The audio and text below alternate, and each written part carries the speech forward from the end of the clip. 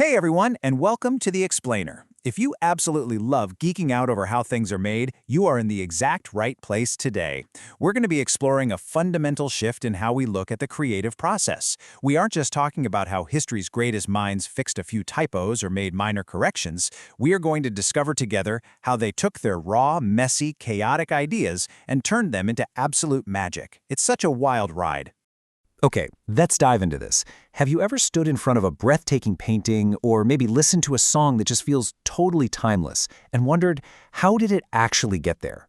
We so often see the finished masterpiece and just kind of assume it sprang fully formed from the creator's mind, completely perfect. But what is the real difference between a messy, chaotic initial draft and that pristine final masterpiece hanging on a museum wall? This contrast right here is the absolute heart of the matter. Think of a draft as this wide-open space of pure possibility and messy experimentation. It's constantly asking questions, searching for boundaries, but the final work? That represents a grounded, definitive decision. It is the creator finally putting their foot down, cutting through all the noise, and confidently saying, "Yep, this is the answer." To really ground our understanding, let's lock in a clear definition. A draft is simply a stage where the creator is still actively experimenting and exploring ideas, way before they actually choose the strongest one. I really want you to hold on to that word exploring. Drafting is an active search for the strongest possible idea, even if that search starts out looking like a complete and utter disaster. Seriously, it's way more than just fixing mistakes. Section 1. Visual Alchemy and Refining the Vision.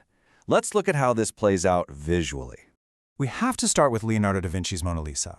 In his earlier explorations, the draft basically just communicated a simple fact: this is a woman. But through his refinement process, that simple fact totally evolved. Da Vinci used these incredibly soft edges, a brilliant technique called sfumato, to carefully blur the lines around her mouth and eyes. And by doing that, the portrait suddenly says, you cannot fully understand her. He literally drafted his way into deep psychological complexity. Next up is Vincent van Gogh's famous Bedroom in Arles. What's so fascinating here is that the physical subject matter never changed at all. It remained the exact same room. But his initial draft was really just about the literal act of painting a room. As he revised it, his final decisions completely shifted the color balance, the spatial relationships, and the entire emotional vibe. He refined the painting to express a very specific, profound mood, this amazing push and pull between rest and tension. And this brilliantly illustrates the concept of emotional amplification.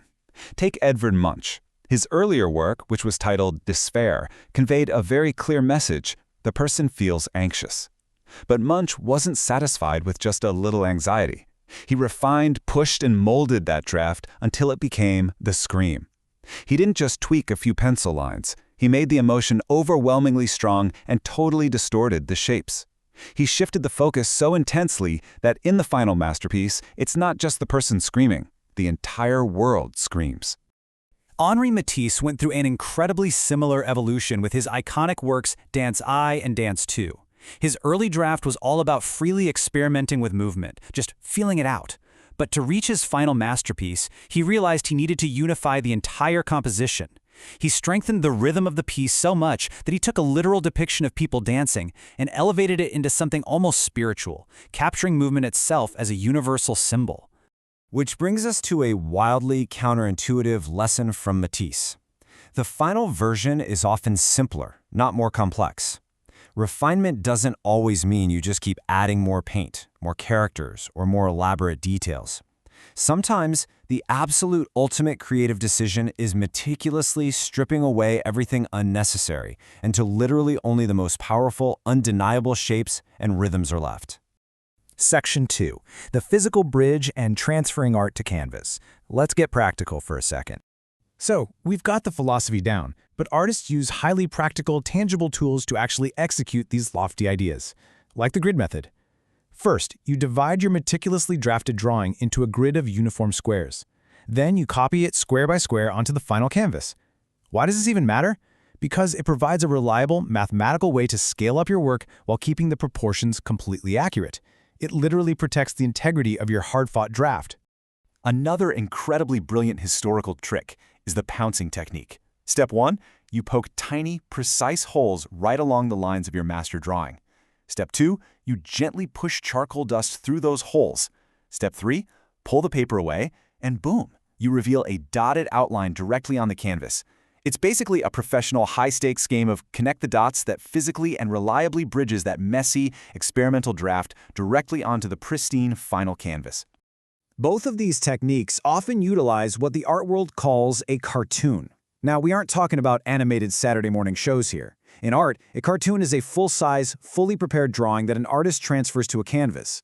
The entire point of creating a cartoon is to solve massive visual and compositional problems before a single drop of crazy expensive paint ever hits the final surface. It is the ultimate physical rehearsal. Thorough preparation absolutely prevents disaster. Section 3. Sound, Story, and Brain. Let's move to and see how this builds outside the visual arts. This wild alchemy of refinement happens in the realm of music too. Just think about the Beatles' legendary track, Strawberry Fields Forever.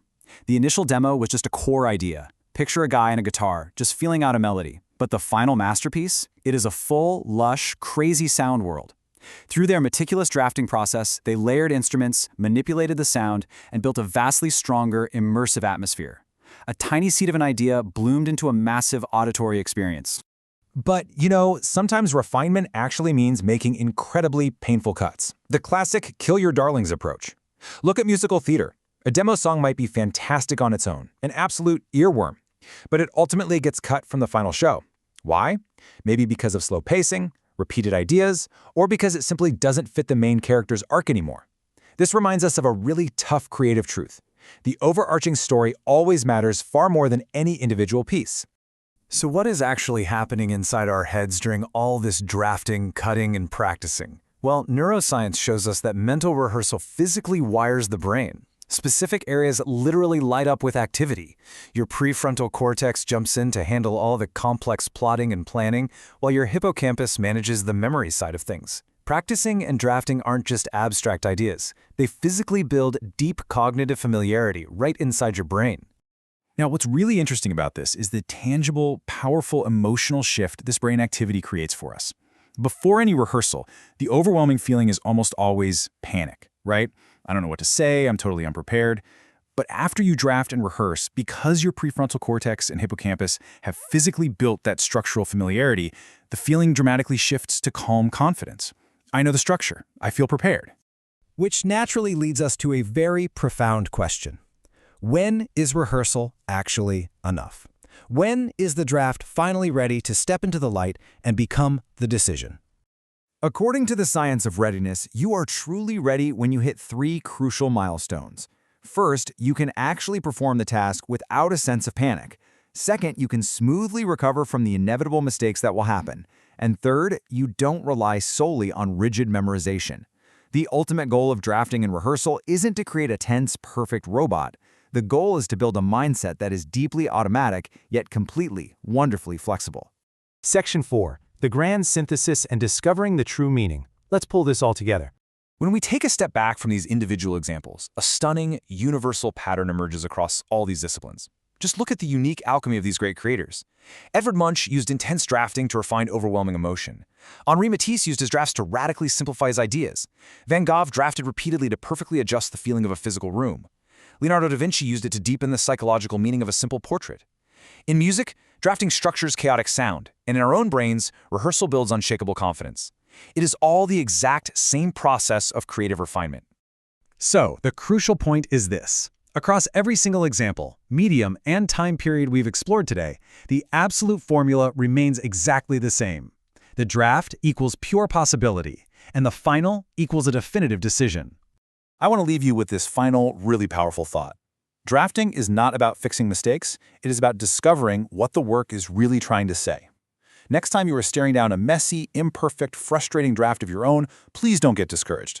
Realize that you are right in the middle of the alchemy. You are literally just uncovering the magic. Thank you so much for joining me for this explainer. So, what masterpiece is currently hiding inside your messiest draft? Keep exploring, and I'll catch you next time.